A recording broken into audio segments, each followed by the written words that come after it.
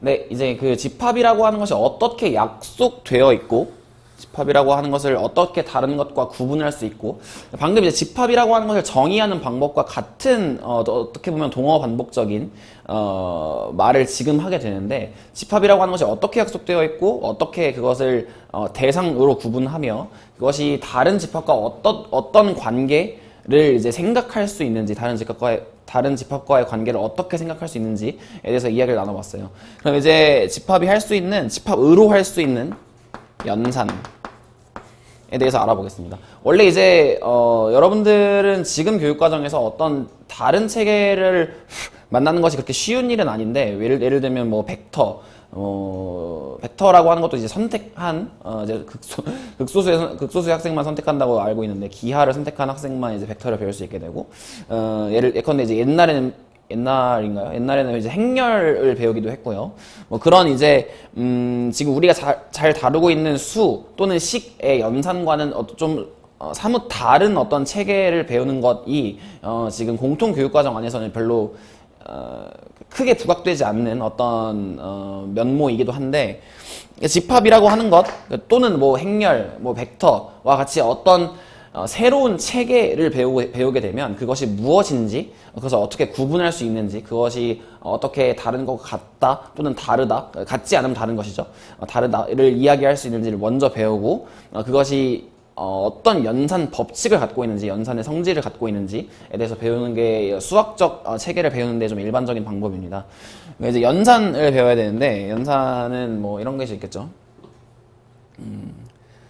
교집합 과 합집합. 이제 뒤에 집합과 명제를 함께 배우게 되다 보니까, 이제 방금 제가 방금의 설명을 마치면서 명제에 관련한 어떤 부분에서 좀 빚지는 점을, 명제에 관련한 어떤 설명에 좀 빚져서 집합을 설명하고, 다시 집합이라고 하는 체계를 가지고 명제의 그 참 거짓을 좀 판단할 수 있는 도구로서 좀 사용할 수 있게 되는데, 그런 것도 제가 처음 말한 것처럼 좀 동어 반복적인 면이 있죠. 집합이라고 하는 것이 사실은 수학사적으로도 좀 이렇게 불완전한, 불분명한 면을 분명히 갖고 있습니다. 그것을 러셀의 역설이라고 해서 뭐 어떤 이제 역사적인 배경이 있는데, 그것은 나중에 이야기하기로 하고, 교집합과 합집합에 대해서 이야기를 해보겠습니다. 교집합은 어떤 집합 A와 어떤 집합 B의 교집합을 이야기할 때는 A에도 있고 B에도 있는 것, 그러니까 이제 말하자면 AND의 개념으로서 이 집합의 연산을 시행합니다. 그러니까 예를 들어서 집합 A는 1, 2, 3, 4, 5, 6, 예를 들어서 뭐 주사위를 던져 나올 수 있는 수라고 하고요. 집합 B는 2, 4, 6, 8, 10, 그러니까 10 이하의 짝수의 집합이라고 하겠습니다. 그러면 이제 집합 A와 집합 B의 교집합은 A에도 있고 B에도 있는 것, 그러니까 2, 4, 6이 되겠습니다. 이런 식으로 교집합을 정의하고요. 합집합은 이렇게 쓰는데, 표기하는데, 이제 5월의 입장이에요. 5월, 그 A 또는 B에 있는 것을 모두 모으면 되겠습니다. 약간 겹치는데, 글씨가 겹치는 거 그냥 봐주세요. 그러니까 A 또는 B에 있는 것을 모두 모으면 되기 때문에 1, 2, 3, 4, 5, 6, 그리고 8, 10까지. 그러니까 집합에서는 이런 식으로 중복을 허용하진 않아요. 그러니까 중복을 예를 들어 1, 2, 2, 3, 4, 4, 5, 6, 6 뭐 이런 식으로 표기하진 않습니다. 그러니까 중복되는 것도 하나만 적게 되어 있어요. 그리고 참고로 조금 더 말씀드리면은, 집합은 2, 4, 6이라고 표기하든 4, 6, 2라고 표기하든, 그러니까 순서에 대해서도 고려하지 않고 그 집합을 표기하게 됩니다. 네, 이런 식으로 교집합과 합집합을 정하게 됩니다. 그렇게 되면 알 수 있는 것이, 알 수 있도록 하는 도구로서 우리는 벤 다이어그램이라는 걸 사용하게 돼요.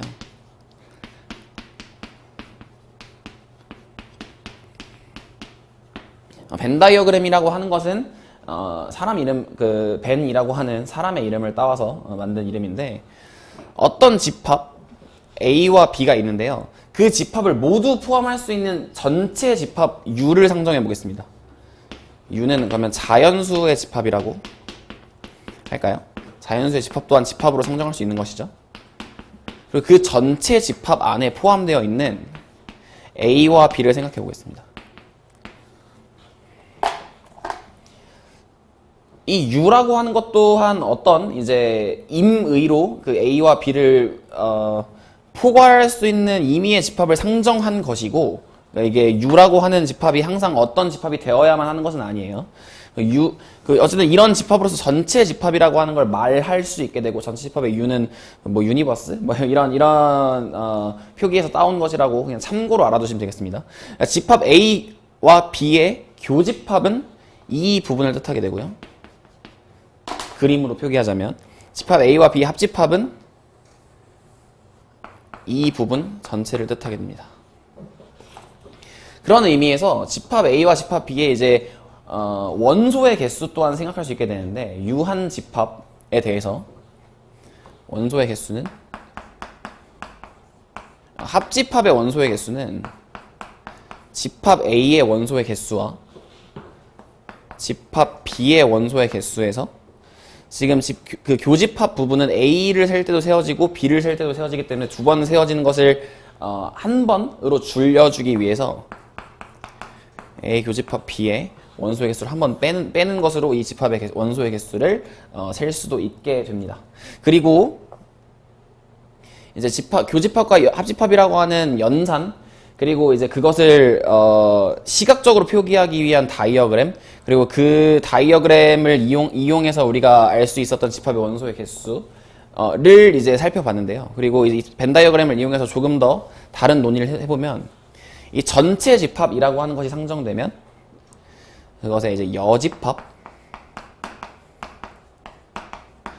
하는 것 또한 말할 수 있게 됩니다. 여집합이라고 하는 것은 이제 예를 들어서 A의 여집합이라고 하면 이렇게 표기하는데요. 뭐 이 여는 나머지 여예요. 나머지 여인데 그 지금 A, C와 같이 여집합을 표기합니다. 근데 여기서 이제 C가 말하는 것은 컴플리먼트예요. 컴플리먼트는 뭐 아시는 분은 아시겠지만 보충이란 뜻이죠. 그러니까 A가 그 A의 여집합이 뜻하는 것은 A가 아닌 것 또는 A를 보충할 수 있는 것이라는 뜻입니다. 뭐 다소 좀 감동적인데, 그러니까 이제 벤 다이어그램으로 그것을 살펴보면은 A라고 하는 집합이 있으면 A의 여집합은 A가 아닌 것. 네, 좀 개판이죠. 그러니까 이런 그 A가 아닌 나머지의 원소들을 집합으로 모아 칭할 수 있으면 그것을 A의 여집합이라고 합니다. 이제 참고로 일본 교육과정에서 보집합이라고 불러요. 보충할 수 있다라고 하는 뜻에 조금 더 초점을 맞춰서요. 그리고 알 수 있겠지만 A가 A의 원소의 개수를 셀 수 있는, 그러니까 유한 집합이고 A가 유한 집합이고 전체 집합 또한 유한 집합이라고 하면 뭐 이렇게 말할 수 있겠죠. 전체 집합의 원소의 개수에서 A의 원소의 개수를 빼면 A의 여집합의 원소의 개수라고 말할 수 있어요. 그리고 지금 이 경우는 자연수의 집합이라고 하는 집합의 원소의 개수를 셀 수 없으니까 뭐 이것을 이제 생각할 수 있는 식은 아니지만, 여기서 이제 좀 알 수 있다시피 이 벤 다이어그램을 통해서 이미 우리가 살펴봤다시피 여집합의 성질이라고 하면은 A의 여집합과 A의 교집합은 공집합이고요. 왜냐하면 A가 아닌 것으로 A의 여집합을 정의하니까요. 그리고 A와 A의 여집합의 합집합은 전체 집합이 됩니다. 네, 그러니까 방금과 같은 이제 개수 공식을 먼저 논의할 수도 있었던 거예요. 그러니까 지금 이 벤 다이어그램이라고 하는 도구가 얼마나 편리한지도 좀 알 수 있겠죠. 네. 사실은 뭐 지금 집합이라고 하는 것을 정의하면서 지금 필요한 대로 그리고 그 집합이라고 하는 것을 나타낼 수 있는 도구를 보면서 지금 생각날 수 있는 대로 저도 그냥 제 의식의 좀 사고 흐름에 따라서 이제 말을 하고 있지만, 그러니까 지금 중요한 것은 집합이라고 하는 것이 그 대상을 분명히 정하고 그것을 다루는 어떤 방식이다 뭐라고 하는 데 초점을 맞춰서 이 강의를 좀 시청해 주셨으면 좋겠습니다. 그리고 지금 죄송합니다. 그 교집합과 합집합이라고 하는 집합의 연산을 배웠는데 집합 연산에도 이제 법칙,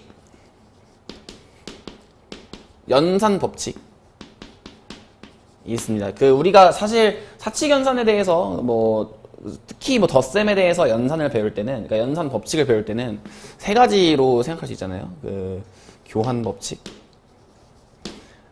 결합 법칙, 분배 법칙 이렇게 생각할 수 있는데 이제 A 교환 법칙이라고 하면 A 교집합 B와 B 교집합 A가 같은 대상을 가리키냐라고 하는 건데 같은 대상을 가리킵니다. 그러니까 지금 벤 다이어그램을 이용해서 설명해 보겠습니다.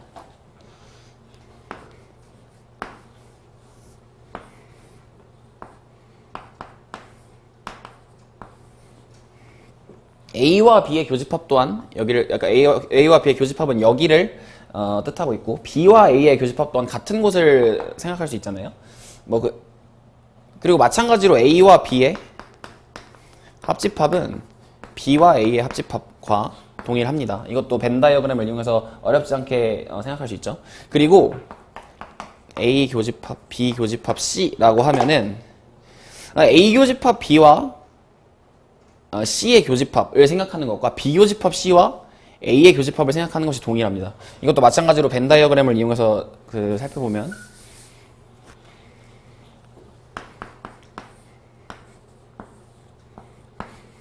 뭐 이런 식으로 그려지는데 B 교집합 C와 A의 교집합은 여기고요. A 교집합 B와 C의 교집합도 여기입니다. 같은 대상을 가리키게 되죠.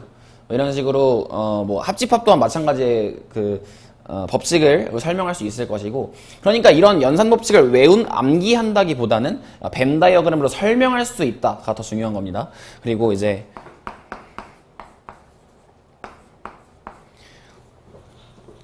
이런 식으로 A 합집합 B 교집합 C라고 이제 괄호가 쳐져 있는 경우인데 그럼 이 경우는 이제 앞에서 살펴봤던 결합 법칙의 관점에서 A 합집합 B 교집합 C가 지금 이렇게 먼저 연산하고 그러니까 A 합집합 B와 먼저 연산하고 C와의 교집합을 살펴보는 것은 다시 지우고요.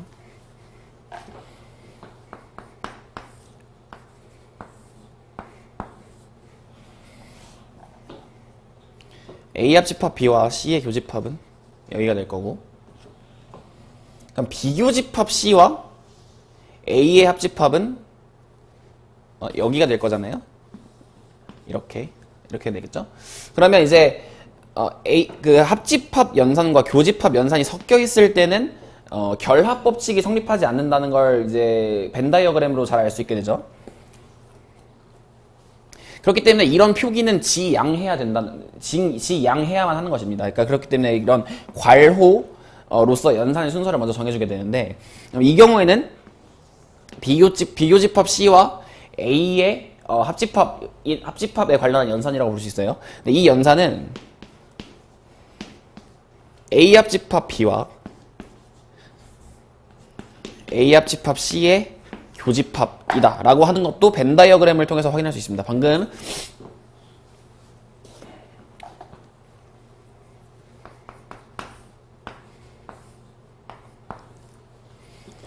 비교집합 C와 A의 합집합은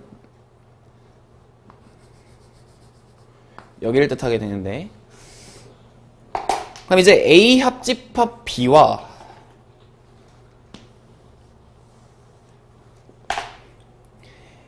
A 합집합 C를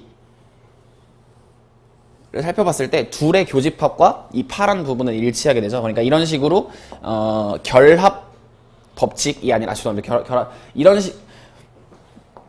식으로 분배 법칙에 대해서 또한 벤 다이어그램을 통해서 이 연산 법칙을 설명할 수 있게 됩니다. 네, 이런 식으로 관찰로 우리는 살펴보면 되는 거예요. 그리고 중요한 연산 법칙 중에 하나가 또 드모르간 법칙인데요.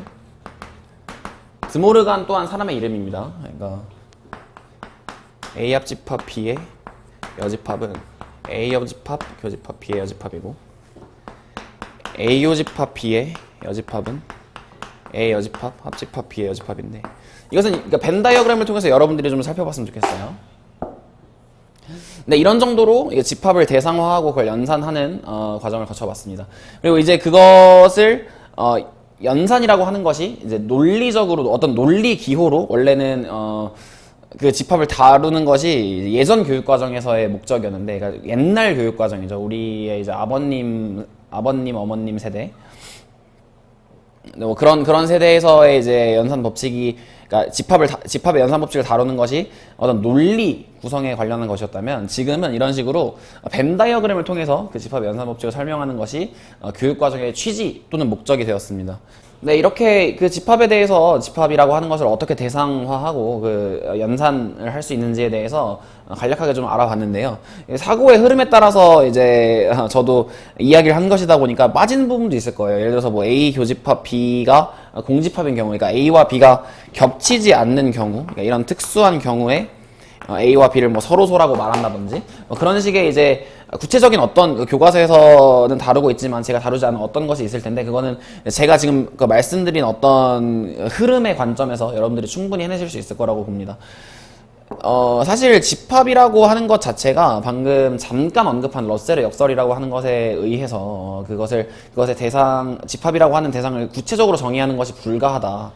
라는 것이 어느 정도 이제 수학계에서 좀 통용되고 있는 내용 중에 하나인데, 그런 의미에서 집합이라고 하는 것을 근데 그럼에도 우리가 배워야 하는 이유, 그리고 집합이라고 하는 것을 설명하면서, 그러니까 제가 이번 이제 영상에서 이런 좀 교습 방법, 집합이라고 하는 것을 떠올리면서 거기서 이제 우리가 설명해야 되는 것이 무엇인지를 좀 이렇게 생각하면서 생각나는 대로 이야기한 이유도 좀 그런 형식적인 어떤 제 나름의 어떤 실험적인 전달 방식이었을 수 있겠는데, 뭐 그런 의미에서 집합이라고 하는 것의 필요성, 그것을 이제 뭐 어떤 체계를 정리하는데 집합이라고 하는 것의 유효성이라고 하는 것을 뭐 이런 간략한 설명을 통해서 좀 같이 알아보는 시간이었으면 좋았을 것 같습니다. 네.